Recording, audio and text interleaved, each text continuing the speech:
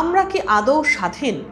আমরা কি গণতান্ত্রিক, নাকি এক মরীচিকার পেছে ছুটছি আমরা?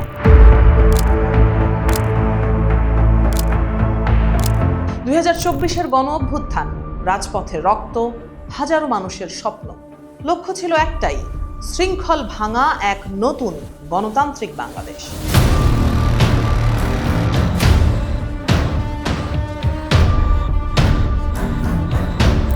কিন্তু আজ 2026 সালে দাঁড়িয়ে আমরা কোথায়? রাষ্ট্রবিজ্ঞানীরা বলছেন আমরা না আছি গণতন্ত্রে, না পুরোপুরি স্বৈরতন্ত্রে। আমরা আটকা পড়েছি এক গোলকধাঁধায়, যার নাম অ্যানোক্রেসি বা নিয়ন্ত্রিত গণতন্ত্র। অ্যানোক্রেসি 1940-এর দশকে RFC হুলের হাত ধরে আসা এই শব্দটির শেকড় গ্রিক শব্দ অ্যান এবং ক্রাটোসে, যার আক্ষরিক অর্থ ক্ষমতার অনুপস্থিতি হলেও এর আধুনিক রূপ আরও ভয়াবহ।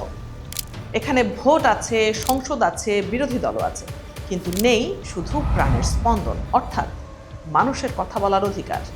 ঢাকার রাজপথে এখন নির্বাচনের আলোকছটা, কিন্তু সেই আলোর নিচেই কি চাপা পড়ে আছে স্বৈরাচারের অন্ধকার?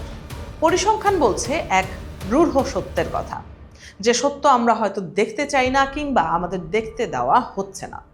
3রা মে বিশ্ব মুক্ত গণমাধ্যম দিবস। যখন পৃথিবী মেতেছে সংবাদপত্রের স্বাধীনতায়, তখন বাংলাদেশের চিত্রটা কালিমালিপ্ত। দ্য ডেইলি স্টারের রিপোর্ট বলছে 5 জন বয়োজ্যেষ্ঠ সাংবাদিক 600 দিনের বেশি সময় ধরে বিনা বিচারে আটক। 2025 সালে 381 জন সাংবাদিক নির্যাতনের শিকার হয়েছেন, আর 2026-এর প্রথম 3 মাসেই সেই সংখ্যা 106। এর মধ্যে 36 জনের ওপর চড়াও হয়েছে স্বয়ং প্রশাসন। কলম কি তবে আজ জিম্মি? প্রশ্ন ওঠে আইনের শাসন নিয়ে। 2024-এর অভ্যুত্থানের পর আশা ছিল মব জাস্টিস বা দঙ্গল শাসনের অবসান হবে, কিন্তু বাস্তবতা হলো এক শাসক বদলালেও শাসনের ধরন বদলায়নি। 2023-এর তুলনায় 2025 সালে বিচার বহির্ভূত হত্যাকাণ্ডের সংখ্যা প্রায় দ্বিগুণ হয়েছে। 2026-এর শুরুতেই প্রাণ গেছে 7 জনের। আইনের রক্ষক যখন ভক্ষক হয়, তখন সাধারণ মানুষ যাবে কোথায়?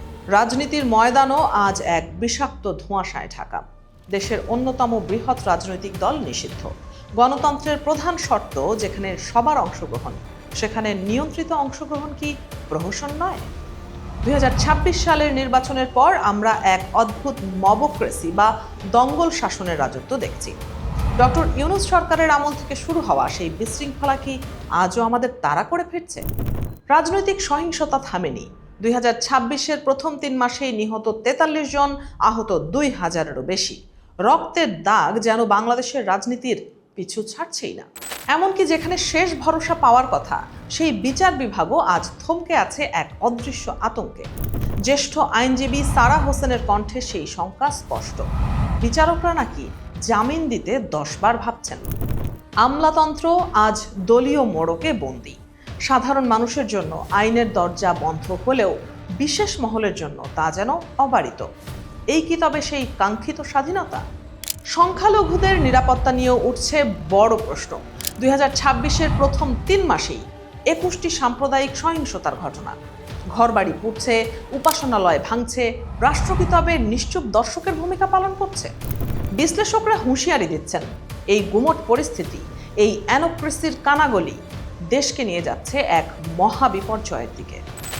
ইতিহাস সাক্ষী দেয়, যখনই মানুষের কণ্ঠ রোধ করা হয়েছে, তখনই গণতন্ত্রের মোড়কে একনায়কতন্ত্র চালানো হয়েছে, তখনই দেশ বড় কোনো রাজনৈতিক সহিংসতার মুখে পড়েছে। আমরা কি তবে আবার সেই অন্ধকারের দিকেই হাঁটছি? ছদ্মবেশী এই গণতন্ত্রের ভবিষ্যৎ আসলে কি? 2024-এর সেই তরুণরা যারা রাজপথ কাঁপিয়েছিল, তারা আজ কোথায়? তাদের রক্ত কি তবে এই নিয়ন্ত্রিত ব্যবস্থার ভিত্তি গড়ার জন্য ছিল? বাংলাদেশ এখন এক সন্ধিক্ষণে। একদিকে সুন্দর নির্বাচনের হাতছানি, অন্যদিকে বাক স্বাধীনতা ও আইনের শাসনের করুণ দশা। এই বৈপরীত্যই অ্যানোক্রেসির মূল চালিকা শক্তি। ক্ষমতার অন্দরে এলিটদের দ্বন্দ্ব আর সাধারণ মানুষের নাভিশ্বাস, এই দুয়ের মাঝে পিষ্ট হচ্ছে লাল সবুজের স্বপ্ন। সময় এসেছে আয়নায় নিজের মুখ দেখার। রাষ্ট্র কি তার নাগরিককে নিরাপত্তা দিতে পারছে, নাকি আমরা কেবল পরিসংখ্যানের সংখ্যা হয়ে বেঁচে আছি? অ্যানোক্রেসির এই কানাগলি থেকে বেরোনোর পথ একটাই, পূর্ণাঙ্গ গণতন্ত্র, যেখানে ভয় থাকবে না কোনো মব সন্ত্রাস।